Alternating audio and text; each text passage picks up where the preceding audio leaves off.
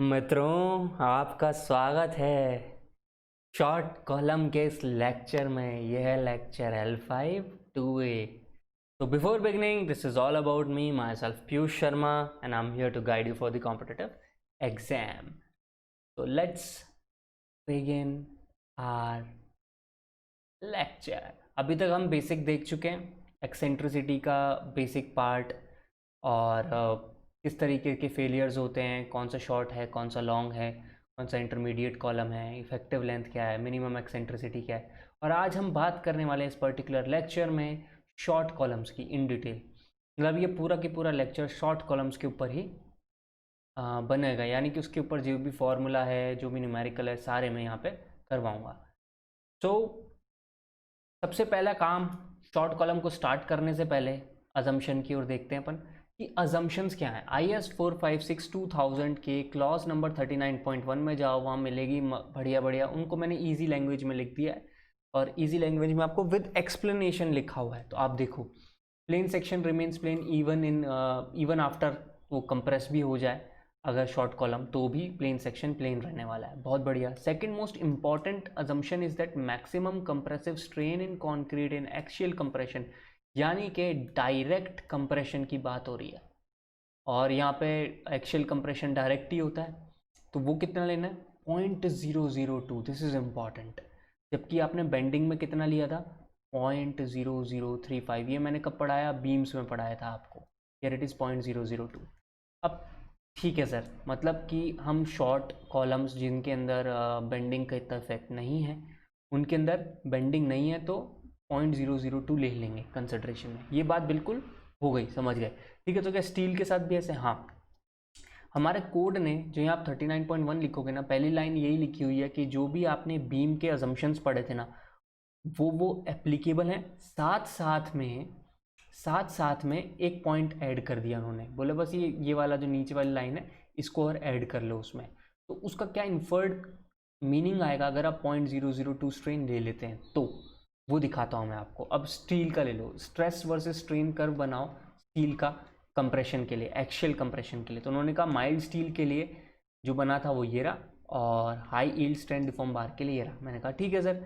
अगर HYSD यानी कि हाई यील्ड स्ट्रेंथ डिफॉर्म बार की बात करें तो हमारा जो आफ्टर कोड फैक्टर लगा के था कोड में 0.87 FY है, और यहाँ पे भी 0.87 FY है। ये FE250। तो FE250 के लिए इन्होंने बोला स्ट्रेस आप ले लो 0.87 FY। क्योंकि यहाँ पे ही आ जाएगा आपका 0.002 स्ट्रेन, तो वो यहीं रहने वाला है 0.87 FY। जबकि जब आप यहाँ लेते हो ये पैराबोला होता है और फिर यहाँ पे स्ट्रेट लाइन होती है, तो यहाँ पे अप्रोक्सीमेटली आती है थोड़ा सा टेढ़ा आएगा ये, ऐसे मतलब ऐसे आएगा।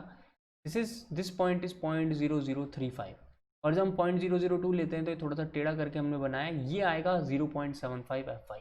ले दे के बात ये है 0.8 टाइम्स FY जो है उसका अप्रोक्सीमेटली 0.9 लेना होता है। तो उसके आसपास को देखते हुए कोड ने हमें बता दिया है कि इट इज़ 0.75 FY जो आपको कंसिडर करना है। टू बी स्पेसिफिक आप बुक्स में पढ़ सकते हो, it is 0.8 into 0.9, 0.8 FY into 0.9।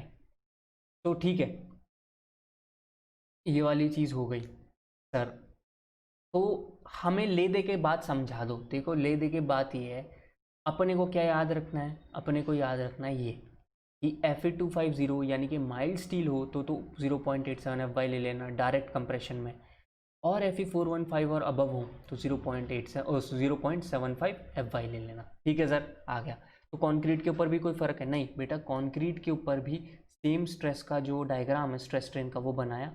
यहाँ पे 0.002 स्ट्रेन जो है वो यहाँ आ रही है, और इसको खींचोगे ये स्ट्रेट लाइन है, इसके बाद ये 0.45 FC के ही बना रहेगा। ठीक है। आपने ये जो 0.002 वाला जो स्ट्रेन है वो कहाँ से उठाया था? 38.1 E के पार्ट से उठाया है। यहाँ पे लिखा है the maximum compressive strain in concrete in axial compression is taken as 0.002। इसके साथ एक और इम्पॉर्टेंट इन्फॉर्मेशन मेंशन है, जो नीचे वाला बी पार्ट है ये किसके लिए एप्लीकेबल है? ये axial plus bending part of column के लिए एप्लीकेबल है, जबकि प्योर कंप्रेशन के लिए सिर्फ ये ए पार्ट एप्लीकेबल है। इसलिए मैंने ए में 0.002 लिखा, आपको नहीं दिखाया। और ये वाला जब मैं बेंडिंग की बात करूँगा एक्सियल लोड के साथ, यानी कि जो नेक्स्ट लेक्चर्स होंगे हमारे, उसके अंदर आपको मैं ये अच्छे से समझाऊँगा। अजम्पशन दोबारा दिखा के, तब आपको और अच्छे से क्लियर हो जाएगा। फॉर नाउ थोड़ी देर के लिए इग्नोर करते हुए डिज़ाइन फॉर्मूले पे आते हैं। तो ऑब्वियस है, अगर आप ये क्रॉस सेक्शन ले लें किसी भी कॉलम का, तो इसके अंदर ये लॉन्गिट्यूडनल स्टील्स है और ये चारों तरफ कंक्रीट है। तो ये जो भी लोड आएगा, अल्टीमेट लोड, इसको रेजिस्ट किसको करना है? इसको रेजिस्ट करना है कंक्रीट ने और स्टील ने। बिल्कुल सर, परफेक्ट। तो इसका मतलब ये लोड हम कंक्रीट और स्टील बांट देते हैं। कंक्रीट का स्ट्रेस कितना है डायरेक्ट कंप्रेशन में? 0.45 FCK इंटू एरिया, तो एरिया ऑफ कंक्रीट कर दिया sir, plus stress in steel Fe415 की हम बात कर रहे हैं, वही हमें लॉन्गिट्यूडनल स्टील देनी होती है, माइल्ड स्टील तो देते ही नहीं है। तो it is 0.75 FY into area of compression steel. ASC is area of compression steel.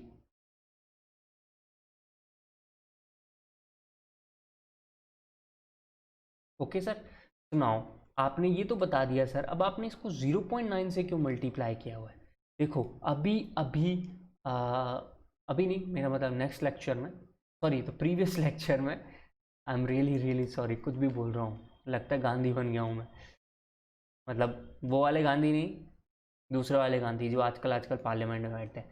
Sorry, अब देखें तो हम बात करते हैं मिनिमम एक्सेंट्रिसिटी की, यानी कि एक्सीडेंटल एक्सेंट्रिसिटी की हम बात कर रहे हैं। तो एक्सीडेंटल एक्सेंट्रिसिटी के लिए हमें मिनिमम एक्सेंट्रिसिटी को ध्यान में रखना है, इवन फॉर शॉर्ट कॉलम्स। तो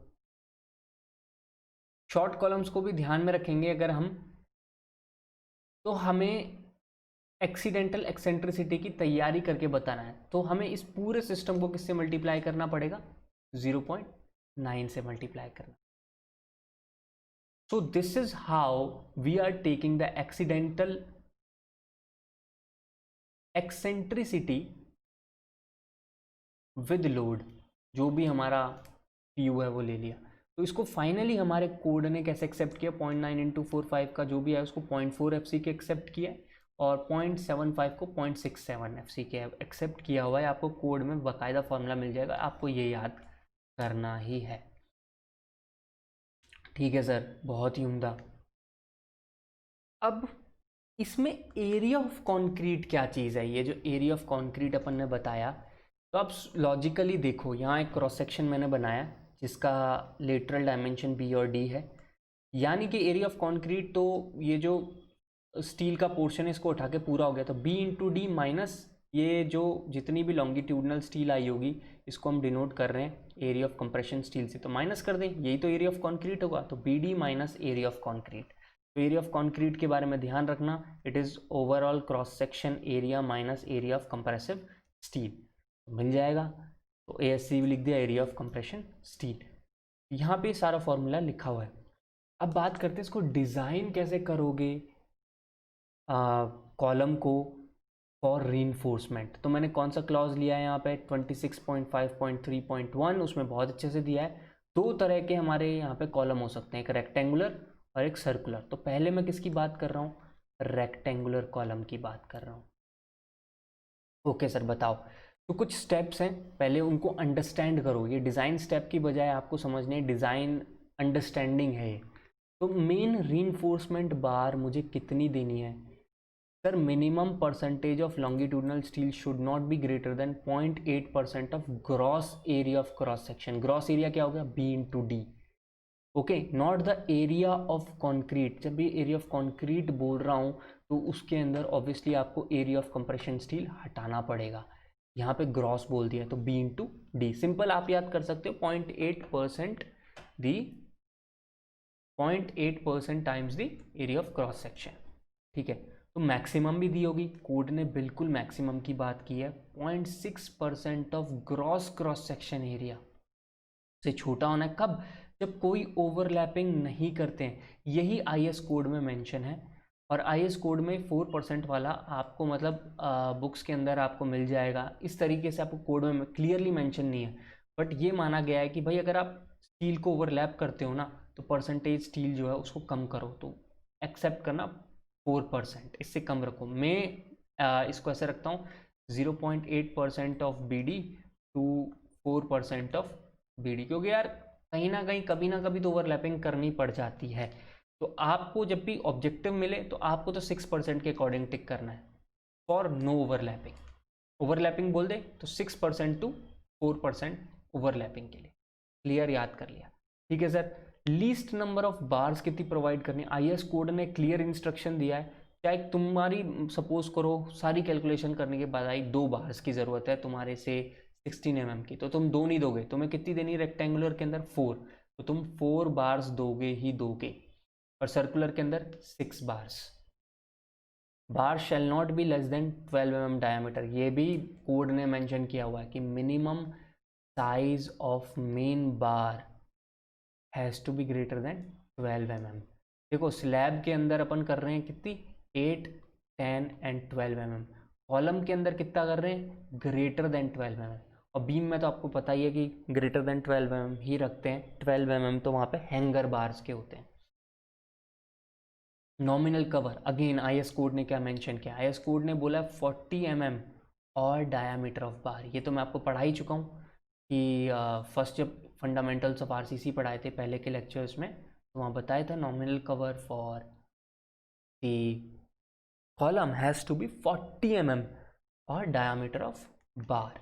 ठीक है, इसके साथ साथ एक क्लॉज और है 26.4.2.1, वहाँ पे एक स्पेशल मेंशन किया हुआ है क्या, फॉर कॉलम ऑफ 200 mm। एक तो मैंने तुम्हें बताया था प्योर कंप्रेशन बचाने के लिए यार उसकी साइज को 400 mm कर देना लास्ट लेक्चर के अंदर, उससे बड़ा रखो। देखो कॉलम 200 mm का भी बन सकता है, ऐसा कुछ भी नहीं है, बना रहा है, और कोड ने बोला है 200 mm है और लेस डायमेंशन उससे भी छोटा हो, नॉमिनल कवर में B less then 25 mm, 25 mm तक पहुंच सकता है। वैसे कितना है 40 mm, कितना पहुंचा सकते हैं 25 mm, किसमें, if diameter of bar used is 12 mm। यानी कि आप अगर 200 बाई 200 mm का ले रहे हो तो उसके अंदर जो बार्स डाल रहे हो वो हर हाल में 12 mm की होनी चाहिए, इससे बड़ी नहीं होनी चाहिए, तब जाके जो आपका नॉमिनल कवर आप लेंगे वो 25 mm होगा। ये क्लॉज में है, तो मैंने आपके लिए यहाँ पे लिख के दे दिया है, लिख लो और रट लो, बस ऑब्जेक्टिव में टिक मार्क करना होता है, इतना याद रखो। तो maximum spacing of longitudinal bars कितनी रखनी है 300 mm। बिल्कुल, मतलब ये चीज़ें आपको कंठस्थ होनी चाहिए, बिल्कुल you should remember it, should not even forget it even when you are sleeping. मतलब सपने में भी देख रहे हो तो भी पता होना चाहिए, हाँ भाई इतना है इतना है इतना है, इतना अच्छे से याद करो। आरसीसी का यही है, छोटे छोटे जहाँ इंजीनियरिंग सर्विस के क्वेश्चंस हों चाहे गेट के हों, गेट में तो भी थोड़ा वो पूछ लेते हैं लॉजिक, और एसएससी जेई, इनमें तो engineering service SSC JE RCC के बड़े क्वेश्चन नहीं दे सकते, उन्हें पता है, तो वो यही पूछते रहते हैं कितनी छोटी कितनी बड़ी, कितनी अलाउ करूँ कितनी नहीं करूँ। 60 to 70% क्वेश्चन उनके वहीं रहते हैं, तो याद करना ही है। बात करते हैं, ठीक है सर मेन रीइंफोर्समेंट प्रोवाइड कर दी हमने, बहुत ही बढ़िया, तो इनको एक साथ रखने के लिए एक हमको ट्रांसवर्स रीइंफोर्समेंट भी देनी पड़ेगी, तो उसकी भी तो कुछ कैलकुलेशंस होंगी, बिल्कुल हैं। वो वाली क्या है, ये रही, पार्ट 2 बना है, transverse reinforcement bars. Purpose of transfer steel, सबसे पहले तो ये पता करो कि भाई जैसे हमने बीम में पता किया था वहाँ पे ट्रांसफर स्टील शेयर क्रैकिंग से बचा रही थी, या कहूँ डायगोनल टेंशन फेलियर से बचा रही थी। ठीक है, स्लैब पढ़ी हमने, स्लैब के अंदर कोई भी हमने ट्रांसवर्स रीइंफोर्समेंट नहीं दी। कॉलम में इसका क्या पर्पस है, कॉलम में to keep the longitudinal bar in portion, एक पोजीशन, एक बार भी यूँ नहीं लिखा कि भाई शेयर रिइंफोर्समेंट है, क्या है शेयर क्रैक से बचाएगा, कुछ नहीं, चुपचाप कॉलम के अंदर ये टिक मार्क करना है कि भाई ये जितनी भी लॉन्गिट्यूडनल स्टील होती है उसको अपनी जगह बनाए रखता है, नॉट फॉर शेयर, बड़ा बड़ा लिखा है मैंने यहाँ पे। अब सपोज करो 5H को मैं हेलिकल रीइंफोर्समेंट डायामीटर के रूप में डिनोट करता हूँ, तो 5H की वैल्यू क्या होगी, यानी कि आप क्या डायामीटर चूज करेंगे रीइंफोर्समेंट, ट्रांसवर्स रीइंफोर्समेंट बार्स के लिए, तो वो आएगा 5 मेन बाय 4 और 6 mm, जो भी इनमें से बड़ा हो, 5 मेन बाय 4 या 6 mm में से जो भी बड़ा होगा वो आप चूज कर लेंगे as your helical reinforcement. Second point की बात करते हैं स्पेसिंग की, तो स्पेसिंग की बात की जाए तो लीस्ट लेटरल डायमेंशन जो है वो बी या डी हो सकता है स्पेसिंग के लिए, यानी कि ट्रांसवर्स रीइंफोर्समेंट के बीच में जो भी डिस्टेंस होगा या तो वो बी और डी जैसे जो भी लीस्ट हो इन दोनों में से उनके बराबर होगा, या 6 टाइम्स, 6 नहीं है ये 16 है, वैल्यूज करेक्ट कर दिए।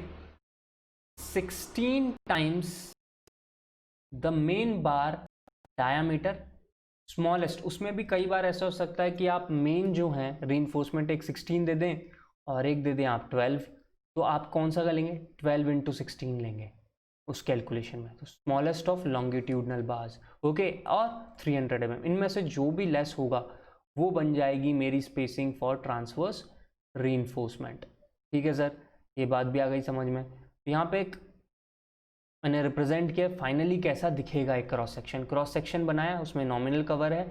नॉमिनल कवर किसके लिए होता है? नॉमिनल कवर हम प्रोवाइड करते हैं as per code from the outermost link. और आउटर मोस्ट लिंक क्या होगा यहाँ पे? Transverse reinforcement. बात आई समझ में? तो यानी कि clear cover for main reinforcement क्या होगा? 40 mm प्लस आप ये जो फाई हमने हेलिकल कह रहा हूँ सॉरी, फाई ट्रांसवर्स रीइंफोर्समेंट दी है plus phi main divided by 2, तब जाके आप कहीं पहुंचोगे clear cover of main reinforcement के।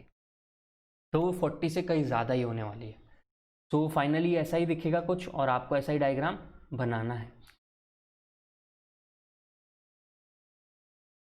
तो मैंने आज जैसे आपको बताया था, पहले इसको दिखाया as per code minimum eccentricity to be 20 mm, ये तो बता ही चुका हूँ। और 5% के अंदर होगी तब, जब प्योर कंप्रेशन हो तब भी। तो आप कितना रखें? 20 is less than equals to 5% of B और डी।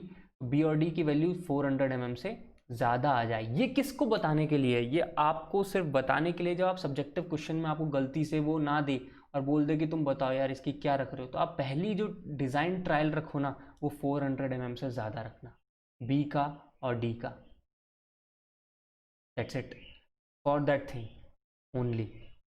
और कई बार ये इनडायरेक्टली पूछा गया क्वेश्चन है, क्योंकि ये डिज़ाइनर के ऊपर होता है। वो 400 रखे, 300 रखे, हो सकता है डिज़ाइनर चाहता है नहीं मैं एक्शियल लोड के लिए डिज़ाइन करना चाहता हूँ, कोई कहता नहीं मैं प्योर कंप्रेशन के लिए डिज़ाइन करना चाहता हूँ। तो it depends on person to person also, designer also. तो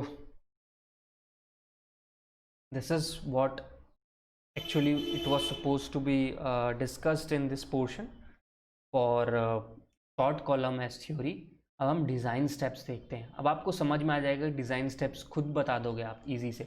लोड है उसको फैक्टर्ड करोगे ही करोगे। अब इसके बाद हमें ये जज करना है कि जो गिवन कॉलम है वो किस टाइप का कॉलम है, लॉन्ग कॉलम है, शॉर्ट कॉलम है। ठीक है, लैम्डा उठाया, L effective by D, L effective by B check कर लिया, वो 12 से कम हुआ शॉर्ट, 12 से ग्रेटर देन इक्वल टू हुआ लॉन्ग कॉलम। अभी हम किसकी बात कर रहे हैं? शॉर्ट की बात कर रहे हैं। तो ये लैम्डा लेस देन 12 मिल जाएगा आपको। फिर आप चेक करोगे एक्सेंट्रिसिटी। ऑब्वियस है, प्योर कंप्रेशन के लिए 5% ऑफ बी एंड डी से छोटा होना चाहिए। अगर ज़्यादा हो गया तो एक्शियल बेंडिंग आ गई। अभी आपको जितने क्वेश्चन मिलने वाले हैं वो यही मिलने वाले हैं। ये वाला तो आपको बाद में जो लेक्चर्स होंगे उसके अंदर दिखेंगे। ठीक है सर, मिल गया। अब आगे क्या करना है? डिज़ाइन कर दो यार लॉन्गिट्यूडनल स्टील और ट्रांसफर स्टील। तो इसका एक न्यूमेरिकल तो होगा ही, बिल्कुल। मैंने आपको जैसे वादा किया है कि मैं हर एक टाइप ऑफ न्यूमेरिकल आपको करा के ही भेजूंगा, आपके अंदर अंडरस्टैंडिंग पूरी डेवलप करके ही दम लूँगा। तो मैंने एज़ यूजुअल एक बड़ा सब्जेक्टिव क्वेश्चन लिया है यहाँ पे, ताकि आपको एक एक चीज़ अच्छे से समझ में आ जाए। और इसके बाद एग्जैक्टली इस क्वेश्चन के बाद मैंने सारे ऑब्जेक्टिव क्वेश्चंस उठाए हैं जो कि डिस्कस किए जाने चाहिए अपने यहाँ पे लेक्चर के अंदर। तो उससे हर एक टाइप भी कवर हो जाएगा। चलो पहले इसको देखते हैं, उसके बाद you will be able to solve it. तो a RCC column of size 460 by 600 mm, यानी कि 460 बाय 600 mm का, having effective length of 3.6 metre, to be designed using LSM to support an axial service load of 250 kN। M20 use करना है, NAFI 415। Okay sir, बहुत simple है। Load उठाया, सबसे पहले इसको करेंगे फैक्टर्ड, क्योंकि ये सर्विस लोड गिवन है। तो कर दिया सर फैक्टर्ड, 3750 kN हमारे फाइनली आरसीसी कॉलम को लेना है। अभी मुझे कुछ नहीं पता ये लॉन्ग कॉलम है शॉर्ट कॉलम है, तो मुझे चेक तो करना पड़ेगा। तो करते हैं L effective by D, L effective by B. तो 3600 बाय 460, 3600 बाय 600। एक तरफ 6 है, एक तरफ 7.8 है, तो दोनों की दोनों ही लेस देन है 12 के। 7.826 है ना। तो दोनों ही से पता लग रहा है, दोनों साइड से ही देखने में शॉर्ट कॉलम है। ठीक है सर, मैं सेटिस्फाई हो गया हूँ। अब बात कर लेते हैं मिनिमम एक्सेंट्रिसिटी की। कोड ने दी हुई मिनिमम एक्सेंट्रिसिटी कंसिडर करने को बोला है, पहले वो निकालते हैं।